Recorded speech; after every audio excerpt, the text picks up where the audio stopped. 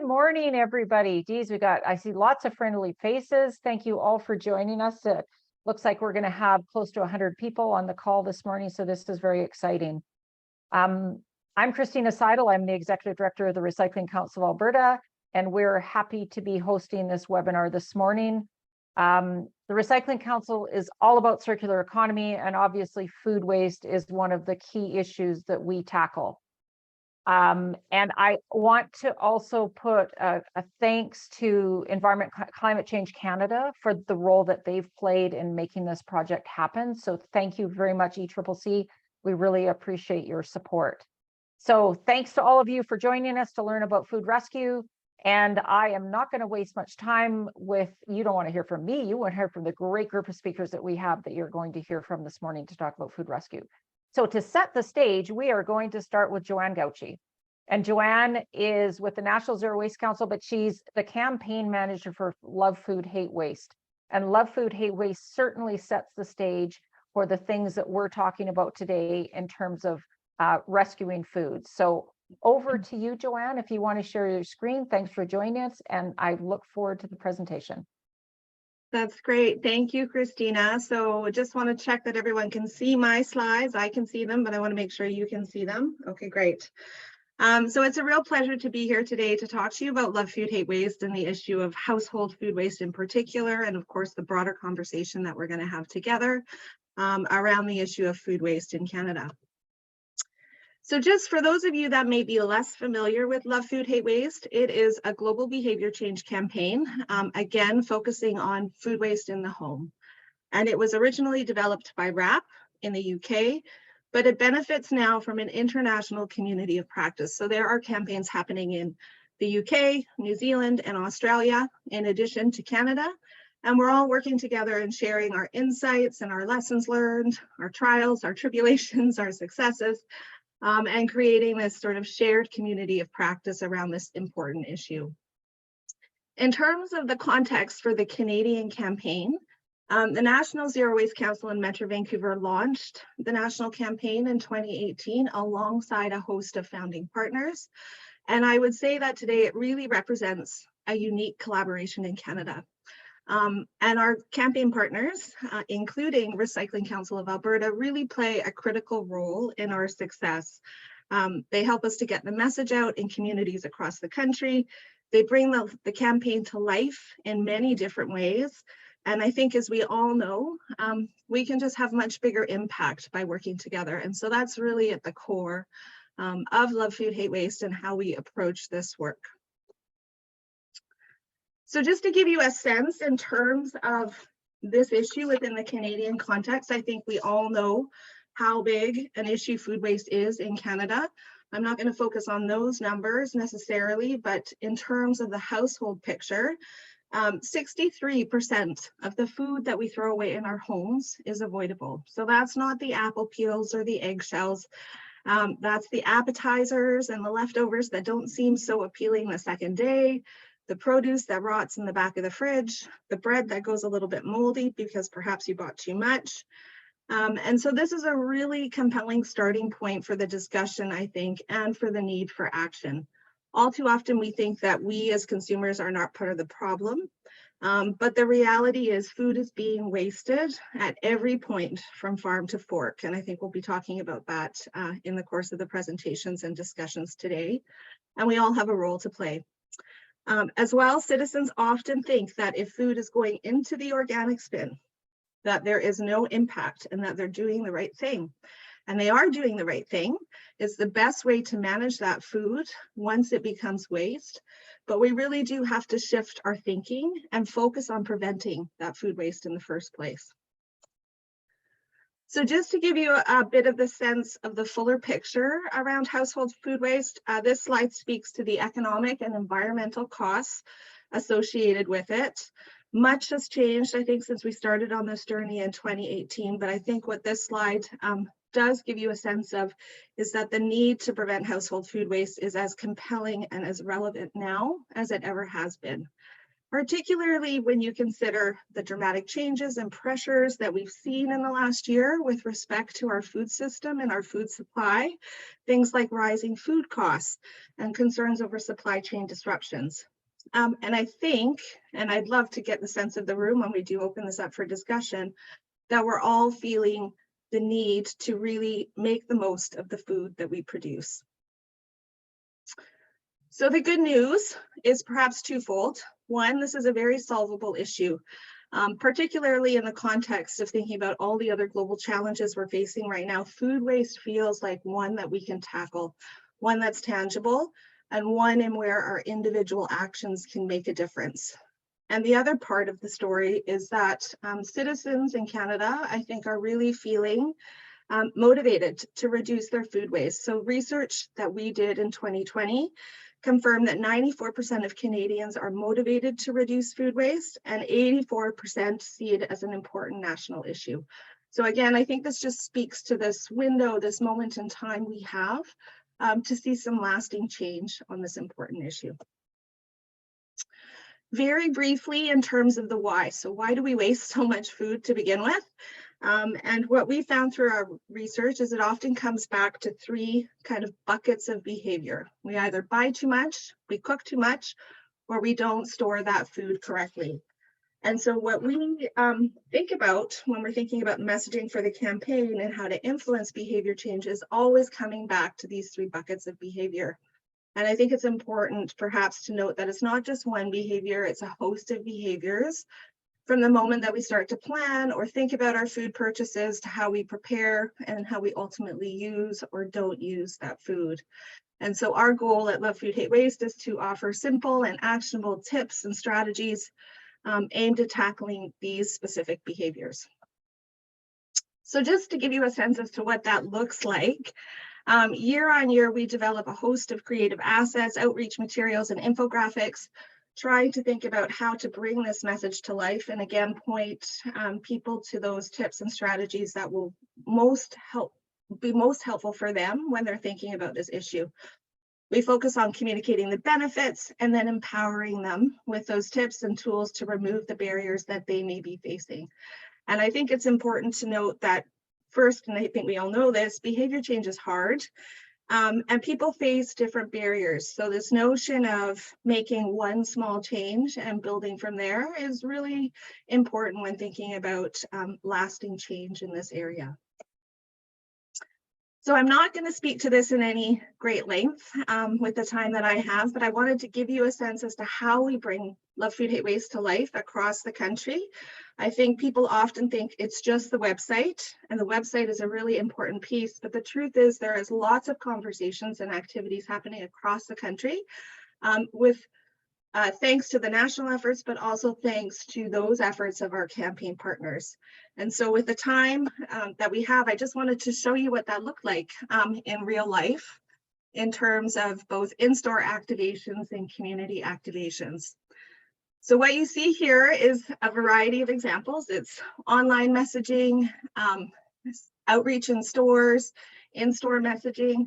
It's really important to talk about this issue when citizens are thinking about their food purchases. And so we work really closely with our partners and with grocers and retailers across Canada to find ways to activate this campaign in stores across the country. And then the second, I think, really important arm to this initiative is the community activation, those conversations that are happening in our communities. And it's really diverse and varied in terms of the activities that we've had success with and our partners have had success with. We've had food preservation workshops, employee engagement events, booths and information and community events that happen in different communities across the country. And I think this really gives you a flavor as to how the campaign is coming to life in different communities. And I think what we found is that people love to talk about food. So it's a really powerful conversation starter and a way to engage on this important topic. And then finally, I'll just close with a very recent example for you and a successful story. Perhaps you've heard of Food Waste Action Week. This is the second year in a row that we have run this with our international partners, and it really demonstrates the power of coordinating messaging and activity from the global to the local. And so this is 1 week of the year, and this year it was March 6th to 12th, where we all come together and we talk about this important issue. We share our ideas, our insights. Citizens can engage. Anyone that wants to engage in this conversation can. And this year's theme, which I think was very timely and relevant, was Win, Don't Bin. And it was really focused on helping citizens to understand how they can save time and money by making the most of the food that they buy. And then perhaps to close and maybe seed the conversation, a few lessons that we've learned in the 5 years that we've been on this journey around food waste in the home. The first is it takes time to influence behavior change. So citizens really do need to hear that same consistent messaging time and time again, whether they're at the grocery store or the community market or looking online at their local government website for information. So the more that we can be clear in our communications, have those communications informed by data and research, and work together to really align around those primary messages, the more effective we're going to be at influencing behavior change and reducing consumer confusion in the marketplace. The second, and you would have heard me talk about this, but we can have much bigger impact when we work together. So really critical to the campaign is this cross-sector collaboration, nurturing those insights and those lessons learned to be shared, and trying to figure out new ways that we can do this work as we move forward. And the last that I would draw your attention to is really thinking about this as one piece of the puzzle. So behavior change campaigns are really effective tools, but they're one tool in the toolkit. And so we need to nest this work in a broader set of work and ambition to transform our linear food system into a circular food system. So we need enabling policies, regulatory frameworks, voluntary measures if we're really going to tackle this huge issue in Canada, which is food loss and waste. So that might be a good bridge to some of the other presentations, and I think I'll leave it at that for now, but look forward to the discussion. Thanks, Christina. Fabulous, Joanne. Thank you so much. I always find it so startling how big an issue this really is. Yes. We need to do a better job of this. And I'll tell you, Love Food, Hate Waste is just a great opportunity for us to collaborate on this. So it's fantastic. Thank you very much. I appreciate that, Joanne.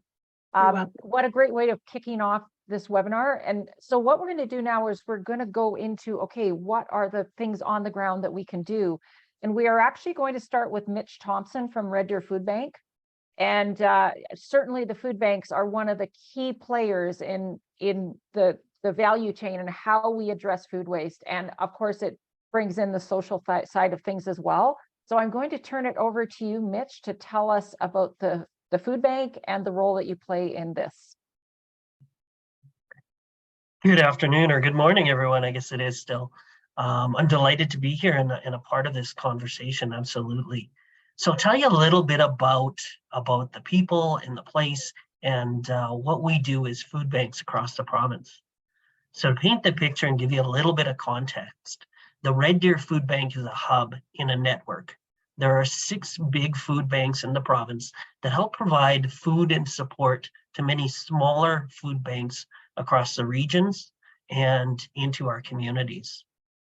We collect and distribute food for local residents in need. We support about 30 community agencies, and we provide direct support to 17 other food banks.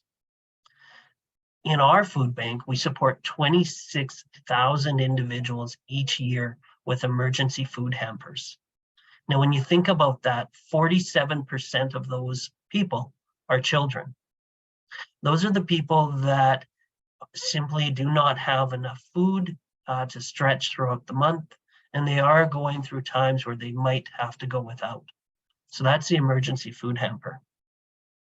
Within our facility, we actually see about 3,800 walk-ins each month. Now, those are individuals beyond those who are receiving a food hamper that come in and collect food that is close to date. That might be frozen dairy, soon to be spent vegetables or breads and things that we have that are a little bit older. As a facility, we collect food from our grocery retailers 6 days a week. So you can imagine 6 days a week, there's a truck on the road going to gardens, to farmers, to grocery stores, to retailers, to farmers markets and things. And collectively, the food we gather feeds 70,000 visitors to the Red Deer Food Bank each year. Beyond that, we provide food to pets in people's homes, and food that we can't eat goes to farmers. So 1.4 million pounds of food was collected in Red Deer last year. About 1 million pounds of food came from our local grocery retailers, and about 200,000 pounds of food was collected from businesses in the community or groups that took up the mantle and did something to assist us to gather food. Another 200,000 pounds of food actually comes into our food bank through donations from the community. Now, an interesting thing of the food that's donated, 43% of the food that we receive goes to emergency food hampers. That's to support those people that are really, really struggling. 57% of the food that comes into the food bank is food that doesn't go out in emergency hampers, but it does go out through our pantry to those people that are just getting what they can to supplement their diets, or to the many agencies that have programs that we support in the community. Now, when you consider the types of donations that we've received, different grocery retailers will provide different products to us, and so will people in their homes and residence. Having to buy things like canned soup is new to us, as that's a common item that we receive. But sometimes people share those odd and obscure things that they're not as familiar with, or maybe didn't fit their food palette. We see lots of those items as well. In years past, the Red Deer Food Bank had to change some of its practices. Just a couple of years ago, we were recycling, or pardon me, composting 2 15-yard bins of food waste per week. That was spent grain products or vegetables that had not, we had not been able to get out to people in a healthy, edible fashion. Today, the Red Deer Food Bank has been zero food waste, has had that record since about August of 2021. And what we're doing with all of the food that comes in that isn't edible for humans is we're setting that to our animals. Cows will chase a bread truck the same way I will chase an ice cream truck, or someone else might chase a beer truck. Dairy and produce goes to our swine, to our pigs producers, and our meat products go to Discovery Wildlife and other animal centers. Through these efforts, we're able to use all of the food that comes into our facility. And what we try to do is teach people to use their food different. And that's why we developed a commercial kitchen, so that we could open, portion, and distribute food better. Food banks are not actually always in a space where they can do that. Our original licenses are just to hand out what comes to us. Being able to run as a commercial facility allows us to portion, to can and preserve and dry, to stretch food availability, and to make sure people have the skills and ability to use the food that's available to them. In our space, that includes learning about cultural food practices and how to use wild meat.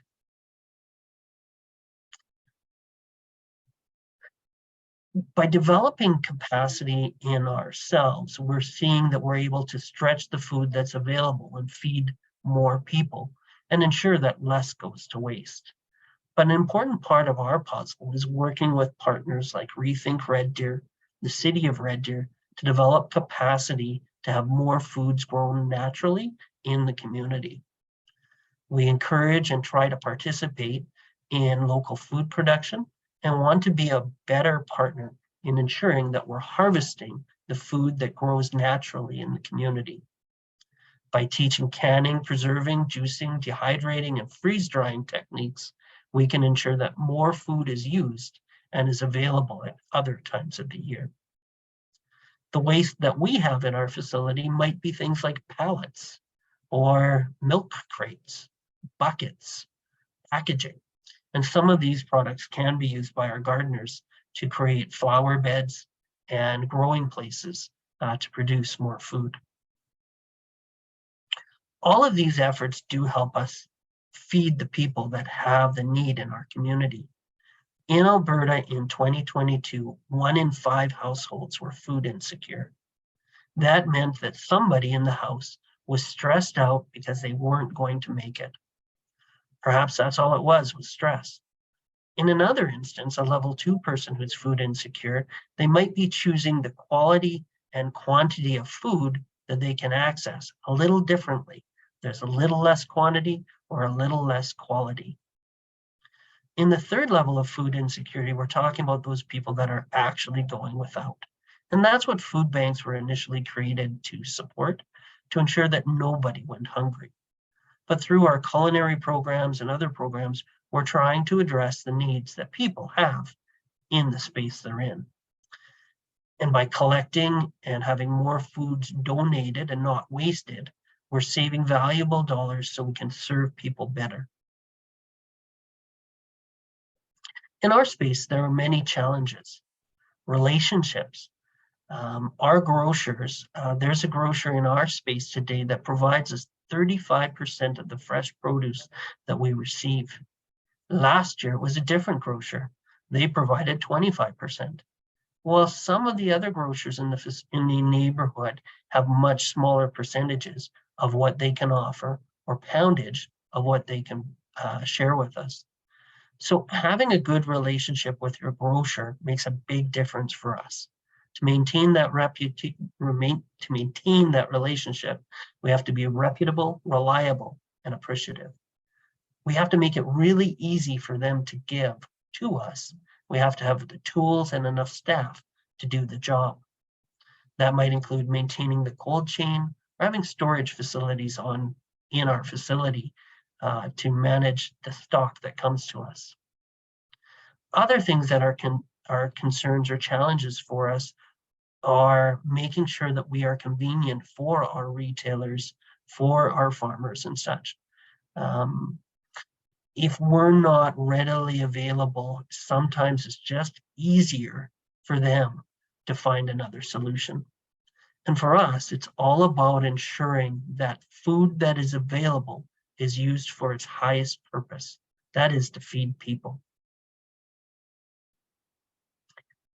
In our space, we recognize that while we face a great challenge, there is enough food, there are enough resources, and there is desire in people to help one another. There's more than enough to ensure that everyone gets fed. We just need to do a better job of telling our story, working with partners to ensure that everyone receives the opportunity to eat and to fill their food needs in a healthy way with some of the resources that are available and unfortunately might be wasted in some spaces today. Thank you very much. Thank you very much, Mitch. Wow, the comprehensiveness of the services that you provide just is amazing. It is so much more, I think, than what most of us think of when we think of food banks. So thank you very much for that education. And what a perfect segue into our next speaker, because you talked about the sources of your food. And we are going to hear next from Rob Morphew from Calgary Co-op. And obviously that grocers, you talked about grocers and how important they were. So Rob, tell us your story about how you play a role in this issue. Hi, Christina. Thank you. And hello, everyone. Great to be here today to chat with you. So I wanted to touch on a few topics. It was great to hear Mitch's story, and I can certainly add to some of that. As you can appreciate, the retail environment, our objectives are to provide the freshest product, the most convenient product for our customers, because everything that goes out the back door at waste is a shrink to us. So we have a number of policies and procedures and processes in place to ensure that we move everything out the front door to the consumer when it comes in. But eventually, at some point, it is deemed that the consumer is no longer going to buy it. It is getting close to its best before date, and other pieces are coming into play that really challenge us getting it to the consumer. Prior to August of 2021, when we started our pilot project, everything that we were generating that was food waste was going out to a compost program. And we started that compost program in 2014, 2015. So we have been diverting it in some fashion for a number of years to make sure that it wasn't going into landfill where it does create bigger problems. In August of 2021, we started working with the Calgary Food Bank on a pilot project to see how much product we could get into the hands of those individuals that need it, so that it wasn't going into our compost program. In November of 2021, after reviewing the results of it, we started to then roll it out a number of stores at a time to the rest of our stores, including our satellite stores in Airdrie, Strathmore, High River, working with those local food banks to get everything that we could into those food banks. In 2022, for the full year of 2022, we sent over 1 million pounds of food to the City of Calgary Food Bank, and a considerable amount of product to each of the regional food banks as well. Some of the struggles that we had in getting the program going at the onset is challenges with what the food bank could actually take and handle in relation to what Mitch talked about, is their ability to pick it up, their ability to keep it cold, keep it warm, all those sorts of things that were in there. After reaching out to the City of Calgary, the Calgary Food Bank, we started to have discussions about what they can take and how can they take that. We also had some misunderstandings of the liability. What if we gave a customer something and they got really sick? What was the liability on it? What was our liability and that? And after working with the food bank again, we were able to address those. And from our logistics on that is we actually sat down, and for each of our departments that was generating a surplus food, we identified them and then come up with very clear posters as to, we can take this, we can take this, here's the timelines that we can take this, and what we can't take into the food bank. We set up a kind of a color coding with each of the departments so that we knew that if it was yellow, it was coming out of grocery, if it was red, it was coming out of produce, if it was green, it was coming out of another department, and that. And so we were able to really help identify what departments it was in, understanding how they can handle meat waste, meat product that is close to best before date. As you know, a lot of times once it's the best before date, no one wants to use it, but I'm sure everybody buys product and takes it home and throws it in the freezer. And great, you just stop that process. So we worked with them, and we really had a lot of work. And the food bank, to Mitch's point, was very instrumental in coming into our stores and working with our team members and helping them to understand, you know what, this product here, it's getting close to the best before date, but if you can get it to us by this time, we'll make sure it gets out the door this afternoon, and that means the consumer can have it. So there was a lot of work in there in getting that done. And our stores were very excited to be part of this program. And it was all about how we rolled it out, is getting them engaged. We used a small number of stores in each of the rollouts.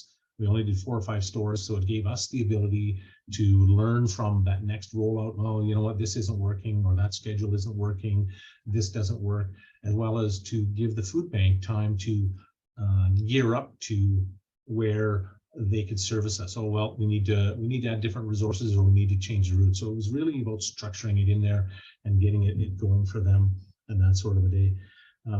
After all that was said and done, once the food bank wasn't able to take any more of that stuff because it was just not beyond there, we still do send out everything else, and it goes to compost. So it's not going to landfill, it goes into compost. And our supplier that takes it away from us does confirm that this actually gets put back into the food chain, because when they compost it, it gets mixed with other product that gets put onto farmers' fields. So it's not going to waste. It's not going into landfill. It is being used wisely to help with the food chain. I'm just kind of looking at my notes here and that sort of stuff. So we've had a lot of good results in this, and we continue to work with the food bank and communicate with them on challenges, on any challenges they have with the product we're getting, any challenges they have with our schedule, and we go back there because, as Mitch had talked about, things change. Workplace schedules change. You've got holidays coming in, that sort of stuff, and we also want to make sure that we aren't sending stuff to the food bank that they have to turn around and throw out, because that's just an added cost on the food bank that we don't want to transfer, right? We want to do there, and the information we get back from our 4 partners is that we have good quality product that is coming in, and they are able to transfer that out to their clients very quickly, and it gets consumed, so it does not get wasted. It does not get put into the alternative food streams. And that makes our teams happy that they're hearing that that's going out, and all that sort of stuff. And year to date, from November 1st to now, we've been able to supply to the or support hampers that go out from the Calgary Food Bank, 9,900 food hampers that have gone out to their clients. Now, that's, when you think in 4 months, that's a lot of hampers, and there's a lot of product that goes in there. So our stuff goes out. And they do tell us that when we send our product to them, because everything is picked up in the morning, it is sorted and it is going out the door that afternoon. So consumers are getting it at the best that is there, and they're able to use it. So it's just one of those challenges, and we've had to do a lot of work with them, and we took it slow. It's great to be able to go out and say, yeah, we're going to put 30 stores on it right day one. But it doesn't work that way. You have to allow for the logistics and let everybody get geared up to it, and learn from your challenges in store 1 and store 2. We did have some competing organizations come to us after the fact and are asking and we've made a decision that we're going to support one, because we still have to run the business. We still have to make sure that we can get our deliveries and all those sorts of things. So we're not turning them away because we don't want to do business with them. We're turning them away and saying, you know what, we've chosen to work with a food bank who also will service some of those other organizations, and that's where we are going to send our product to, because it works logistically and efficiently for us, which is what we have to do to run a business as well. And that's all I can share with you, because that's all I have. Thank you very much, Rob. Oh, it's so great to see how these pieces are all connecting, and to hear about what the food bank needs versus what you potentially can provide, and trying to then how you coordinate this. What an amazing story, and makes us realize that it sounds really simple, but it's not. It's actually has to be coordinated. So thank you so much for that part of the story. So now we're going to actually go to Jim Gordon, and Jim is going to, from the RCA's point of view, give us a little bit of a higher level view as to what are the issues involved in this. So over to you, Jim. Yeah, hi. Thanks, Christina. And thanks for the to the other presenters. You guys set the table perfectly here. So this food waste and food insecurity is something that I've been very interested in for quite some time. From a social justice perspective, I spent close to 30 years managing programs that support vulnerable populations, the persons with disabilities, ill and injured veterans in RCMP, newcomers, young adults looking to enter the labor market. And I have seen the impact of food insecurity, food waste socially. Working with the RCA, I've got a different perspective now, and I've seen the negative impact it has environmentally. So that just has sort of amplified the seriousness of food waste, food insecurity, and of course, economically. Next. Prudy's, I'm a bit technologically challenged here, so Prudy's, and I can't walk and chew gum, so she's helping me with my slides here.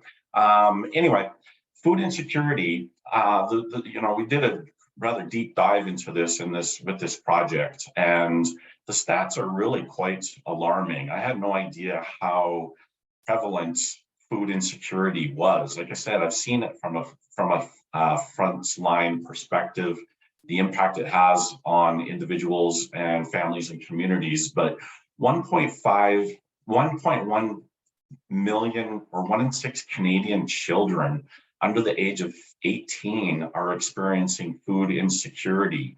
We only looked at the provinces and the territories we separated out. So almost 16% of households in the 10 provinces are experiencing food insecurity. Alberta, yay Alberta, is leading with over 20%. So like Mitch said, 1 in 5 Alberta households are experiencing food insecurity. 23.1% in the Northwest Territories, 27% of Indigenous Canadians, and 46.1% of individuals in Nunavut are experiencing food insecurity. Frankly, I kind of look at some of these numbers and it just sort of makes me kind of angry. So what can we do about it?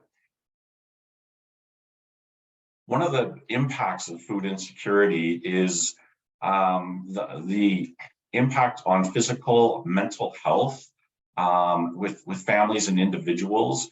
With food insecurity and not having access to good, healthy, clean, nutritious produce and other foods, families are basically kind of forced to eat cheap, low nutrient, highly processed food.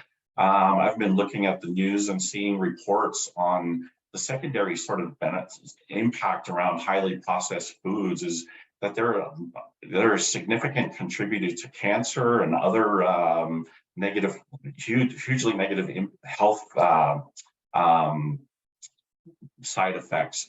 There's also the lost productivity in our gross domestic product, which contributes to rising healthcare costs. It leads to reduction in health-related quality of life for individuals experiencing food insecurity. And particularly devastating is the impact on children. Eating that cheap, low nutrient, highly processed food contributes significantly to childhood obesity. There's nutritional and vitamin deficiencies that they experience through eating improper food. This leads to poor academic performance and behavior issues. It's difficult for kids to focus and concentrate and perform academically in school if they're hungry and if they're experiencing food insecurity. And of course, there's generational poverty. So this isn't just sort of an isolated incident or issue in a certain time and space. This is something that just perpetuates itself and carries on and carries on. So, yeah. Like Joanne mentioned, 63% of the food that Canadians purchase ends up in a landfill. This is edible, otherwise consumable food. And like she said, it's not the eggshells and the potato peels. This was a food that was that was edible. 20% of our methane emissions come from landfills, and 20% of landfills are made up of food waste. And Christina likes me to emphasize this point here. Once that food is there, it does not decompose. The landfills lack the oxygen necessary for food to decompose. And I think Christina mentioned a banana peel that they found in a landfill that was like 20 years old or something, and it had not decomposed. So the environmental impacts, like I said, I was keenly aware of the social impact, kind of aware of the economic impact, but the environmental impact is also huge. Farms, of course, are one of the key components in a food value supply chain. So, yes, thanks, Prudy. Our organic produce, our nutritious food, comes from farms. A lot of farms donate directly to food banks. Transporting this food is often done at their own expense. One of the other challenges with with farms is Environment Canada is mandating that farms reduce the nitrogen used in their fertilizers and pesticides by 30% by 2030. So this results in farms needing having an increased reliance on on-farm composting practices. And I've seen this anecdotally too, because I volunteer a lot in food banks. And food that is no longer edible, like organic food, often does wind up going back to the farms to perpetuate that circularity, enhance that circularity with composting and livestock feed that the farms use it for. The other issue is not just the food waste itself. There's the secondary waste. Food waste also wastes other natural resources used to grow food. Labor, transportation, soil nutrients needed to grow food. All of that sort of all those secondary resources are also wasted with food waste. So it's not just an isolated situation here where food's going to waste. There's a whole sort of chain reaction of events that goes with this. And yeah, thanks. Retailers. Retailers are an essential part of this whole supply chain as well.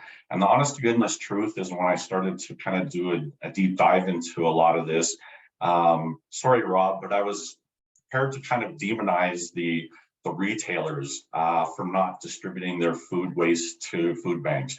But the reality is a lot of retailers do donate food to food banks.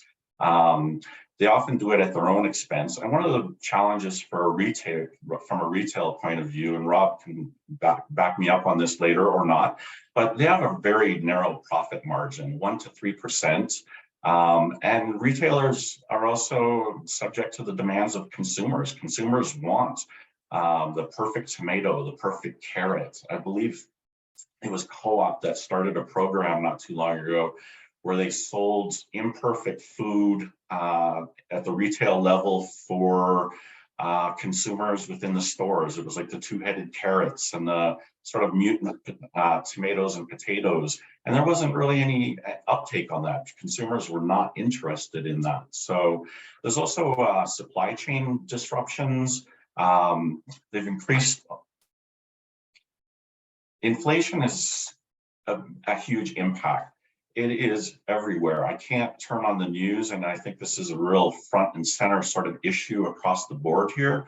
But even on sports radio, they were talking about the new arena in Calgary, and it turned into a discussion about the optics and the tone-deaf nature of having a new arena built when families in Calgary are being forced to choose between paying the rent and eating.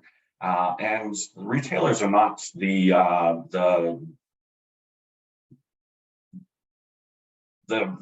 issue here.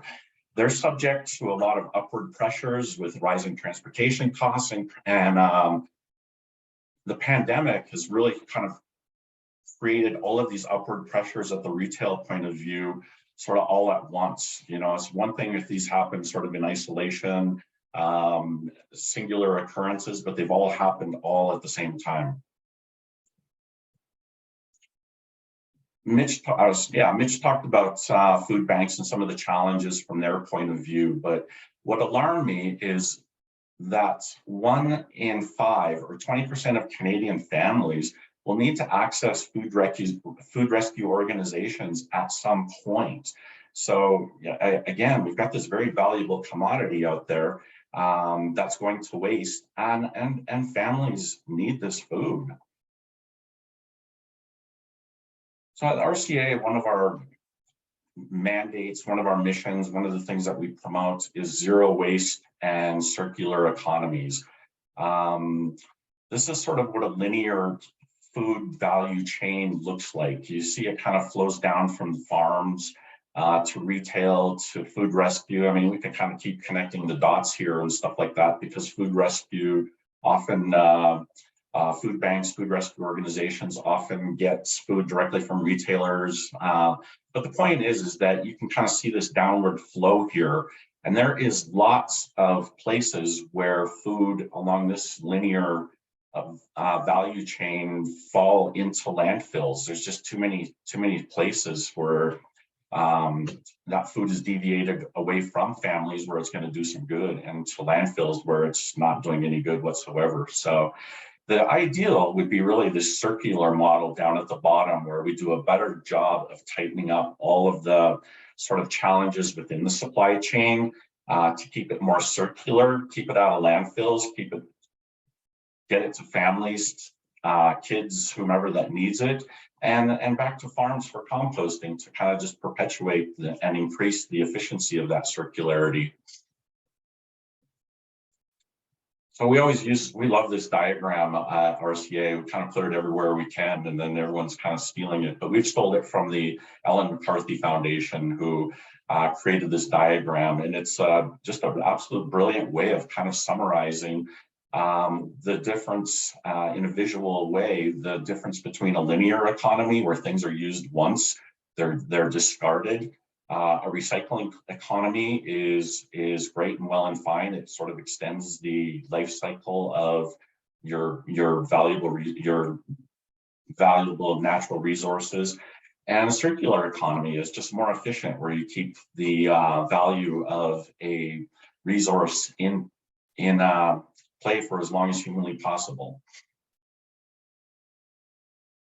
So benefits of a more circular economy really are kind of moving more food to families, less to landfills, more back to farms for on-farm composting and feed to keep the circle going. There's all kinds of stakeholders here that are involved in this supply chain, and that can have a real positive impact moving from a linear to a circular economy. Consumer education is huge. It's one of the reasons I really love the Love Food, Hate Waste campaign, is that there's real practical stuff in there for the public to do within their own households to maximize food, transportation, waste management. We've got an interactive map. I want to thank Dylan Consulting. I don't know if anyone is out there from Dylan. We're kind of getting tight on time here, so I'm not going to demo it, but we developed a map that identifies a lot of the food rescue organizations across Western Canada and the 3 provinces. And on this interactive map, you can click on these various organizations, and it will give you a link to their websites. It will give you the data that we were able to find in terms of what they bring in, what they take out. But everyone talked about collaboration. And that's what everything sort of points to. It's just like the collaboration that we've developed with Love Food, Hate Waste, collaboration that you heard Mitch talk about with retail, Mitch and Rob at the retail level. There's just so many different connections and opportunities for municipal governments to start looking at the significance of this issue. For municipalities, it costs money for them to manage their landfill. So there's a financial cost, but there's also a social cost within their individual communities. So I will wrap that up and turn it over to Kruti, who with Audrey and Alyssa, I hope they're out there. I want to send a thank you to them as well for their hard work on the research component of this. So thank you very much. Yes, thanks, Jim. And we'll go over to Kruti now. Kruti really led the research on this project. So this is our chance now to hear the results of the research. And Jim's right, we're getting very tight on time, but go ahead and start putting questions in the chat and we'll get to as many of them as we can. So over to you, Kruti, to tell us what you learned in this project. Thank you, Jim and Christina. So just keeping the time in mind, we reached out within the scope of the project, we reached out to 4 provinces and 3 territories. And in total, we were able to identify or reach out to 403 food rescue organizations, which includes food. So research methodology was very simple. We sort of did a search, we identified food rescue organizations into 2 parts. parts. We reached out to a lot of food bank networks and associations like the Food Banks Canada Network, the Muslim Food Bank Network, Salvation Army, Loop, and we identified these networks which already have connections to existing food rescue organizations and other food banks. We also directly reached out to a lot of food banks and food rescue organizations via emails, phone calls, to gather some very critical information, which is, for this project, it was important to kind of understand what the social and the environmental impact could be of food rescue and the environmental impact. We asked them 3 critical questions. One is, what is the amount of diverted waste in kilograms, just the amount? And what does this equal to in terms of the dollar value? And then we also wanted to know if they had any data on GHG emissions that are being averted by diverting food away from landfills. As Jim mentioned, food waste going to landfill has a great environmental impact because of the anaerobic digestion that happens in landfills. And I just wanted to quickly highlight that Canada is committed to the IPCC Paris Agreement, which is reducing our GHG emissions by 40 to 45% below 2005 levels by 2030.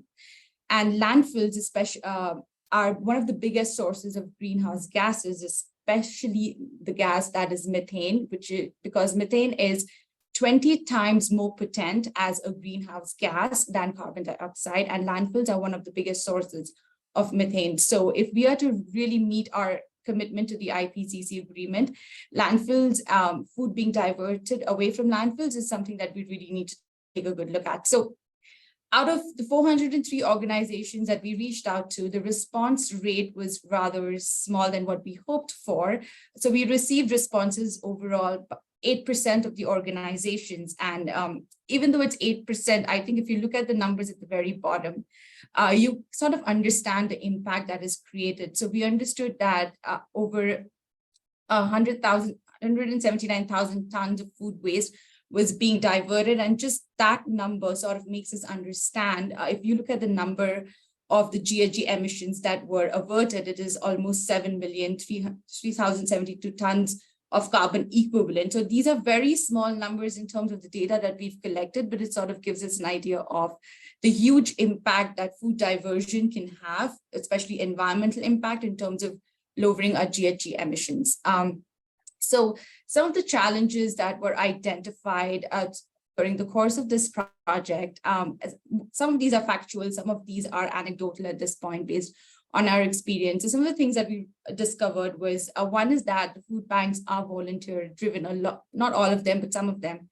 Also the food rescue organizations in remote areas. So it's kind of difficult to get information from them because volunteers are just dedicated to going through the daily tasks.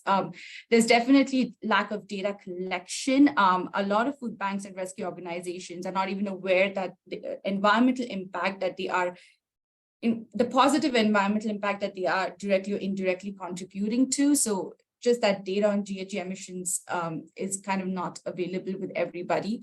There were other challenges that the food banks, like a lot of other organizations, had to face during the pandemic because, you know, some of them told us that the supply had reduced because if, for example, there was a restaurant that was supplying to a particular food bank organization, and if their hours of operations or their sales had reduced, then indirectly that impacted to what they were able to send to the food rescue organizations. Jim talked about the nutritional value of the food and why it's important for the health of the people who consume the food. So a lot of food banks told us that there were lack of storage facilities and other technological limitations because of which they cannot actually have some of very nutritional dense food items like fresh produce or dairy products. And what we also realized is that there are some municipalities where we do not, unlike the city of Calgary, there are some municipalities where you do not have composting facilities. So when you do not have standardized waste processing options, that food waste, unfortunately, if not diverted and sent to food banks and food rescue organizations, ends up in landfills. There are a lot of food rescue organizations that operate in silos and in geographic locations, which also kind of makes it difficult for them to share resources and exchange best practices. So while we talk about challenges, challenges can also be defined. So we definitely think that one of the opportunities is to work with First Nation communities, to kind of understand what their challenges are in terms of food diversion and food collection and food rescue. Having standardized regulation and policies at municipal levels will definitely be very beneficial in what kind of food reaches in terms of the quality and just kind of regularizing the practices along the supply chain. We also think it would be beneficial to have a platform where the beneficiaries and the benefactors who supply food to the beneficiaries, including the food banks and food rescue organizations, if there could be some sort of an interaction for exchange of best practices. And again, mobilizing all these resources that we talked about is definitely something that we should be looking at. And I would just kind of summarize what Joanne Gauci said at the beginnings, that as consumers, we're also a part of the problem, and there's definitely something that we can do, which again, Mitch Thompson sort of reiterated, saying that there is enough to feed everyone. We kind of just need to bring all these resources together, which is absolutely very important. And that's the end of our presentation. I'm sure you will be able to find more information on the RCA website. And yeah, that's the end of the presentation. We really hope this was informative and helpful. And with that, I turn it over to Christina. Great. Thanks very much, Kruti. Okay, so we do have a couple of minutes left for questions. So feel free to raise your hand or just put your question in the chat, whichever you're more comfortable with. We are happy to take both. And Tessa, help me if I miss anybody, but yeah, happy to have a conversation now. So any questions, if you want to raise your hand, or we'll watch. There we go. There's some chats coming in. This is great. Okay. Okay, so first question, are there any regulatory barriers? This is a good question. At whichever level of government, are there regulatory barriers that actually contribute to food waste? I suspect that Mitch might be the best one to comment on that. Mitch, do you want to tell us about what you found in terms of regulatory barriers? I think there's plenty of space where we can talk about that. I mean, simple things like eggs, food banks are not often able to or don't regularly hand out ungraded eggs. There is a bit of a barrier there. I recognize that with great signage and policy, maybe there's a little bit of an opening, but again, there's a risk associated with some of the marketing programs around different products, and that creates an issue. Other policy spaces, I think. At a municipal level, I want to give kudos to Red Deer. They're doing some work to allow people to do more with gardens in their front yards and to grow food differently. But just ensuring that public lands can receive some of the natural ingredients back and people can grow food. Those things can also help with composting programs and food delivery programs. Just a few Great, ideas. thanks, Mitch. Yeah, that's such a great comment too. We seem to have lost our connection with food. So thank you for those comments. That's fantastic. So there's a couple of questions that are very directed at you, Joanne, if you don't mind. One is around whether or not there's actually policies and suggestions for ways that municipalities can do more, and also education. How do we do more education in places like schools? And obviously this comes back to Love Food, Hate Waste. So you want to just give us a quick answer around that? Yes, and I'll start with the schools, and I did put a response in. It's absolutely a great way for local governments to have an impact. They often have those direct relationships with some of the school organizations in their community. We have some resources. Partners have done some of this work. The CEC has also done a youth education kit, which I would direct people to as well. Communication campaigns are a great mechanism for local governments. Everybody is moving towards better waste management, and that is part of the piece of the puzzle, and how we, put in place those policies and those approaches and the effective waste management around this.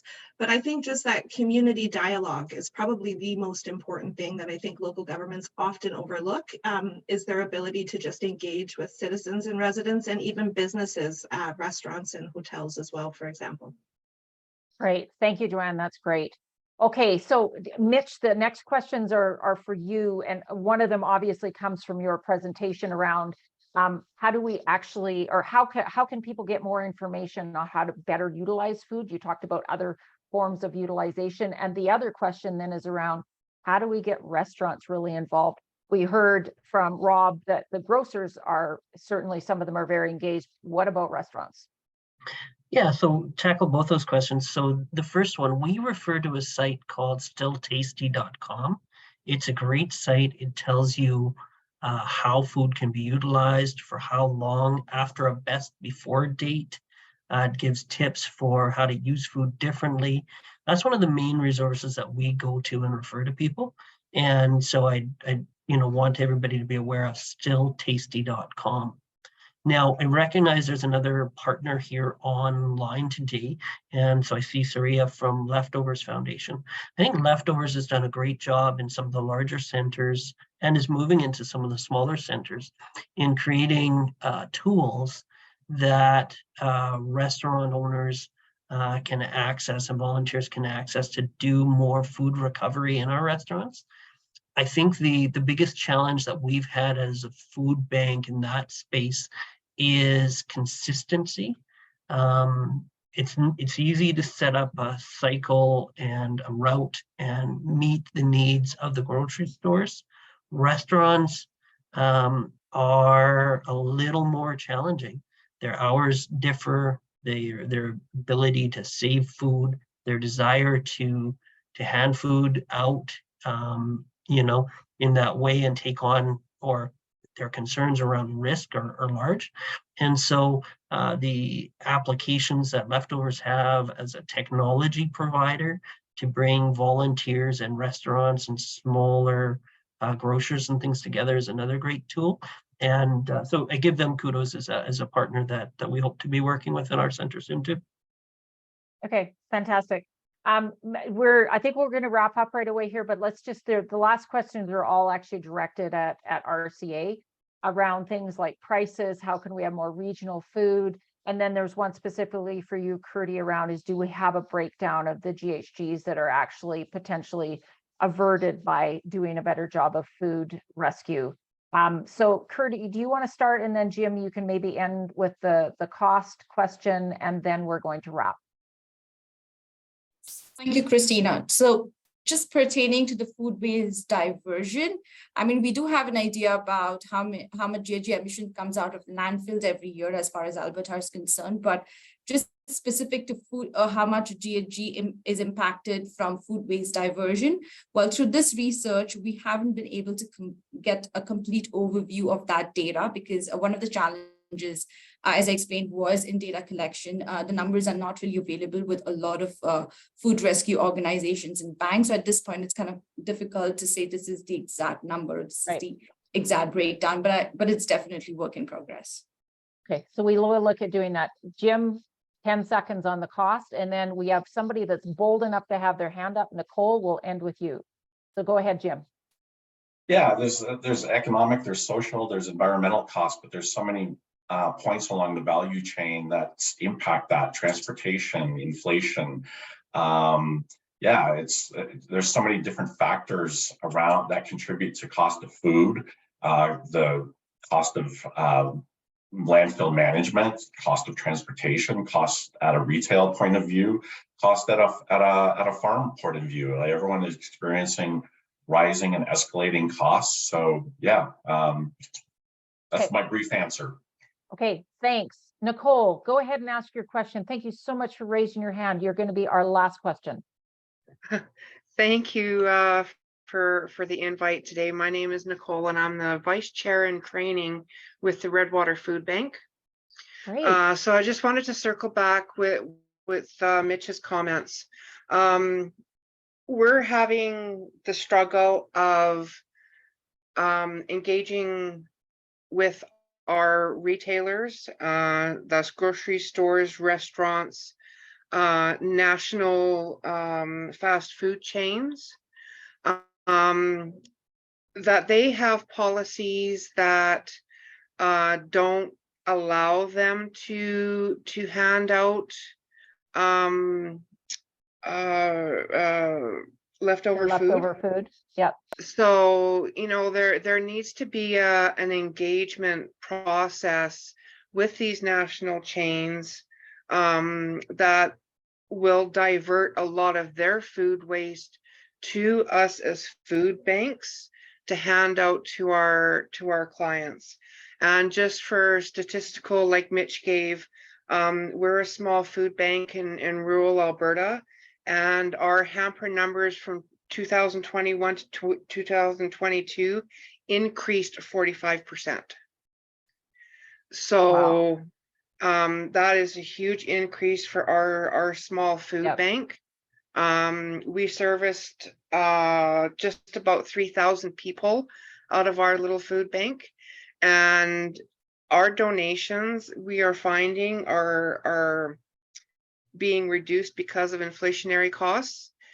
But that could be substituted if there was more, like the retailers would be more open to saying, here, I've got leftover bread that's best before date is 2 days from now. Can you give it out to your hampers?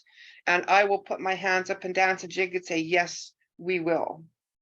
So there definitely needs to be more engagement in regards to that. Fantastic, Nicole. Thank you so much. I'm sure Crudy is madly recording this now. So as one of the input, thank you so much for joining us. Thank you everybody for joining us. I'm going to let everybody go now so that we don't go too much over. Thank you very much to our guest speakers. Thank you, Joanne. Thank you, Rob. Thank you, Mitch. Thank you, Crudy. Thank you, Jim. Great session. And thanks everybody. We will be doing more on this issue for sure. Have a great day.